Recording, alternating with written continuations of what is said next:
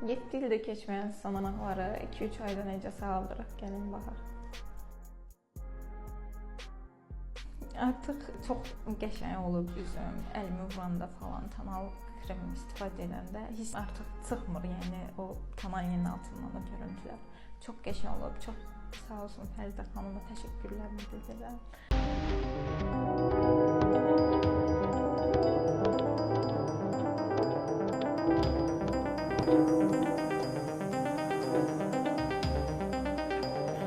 Thank you.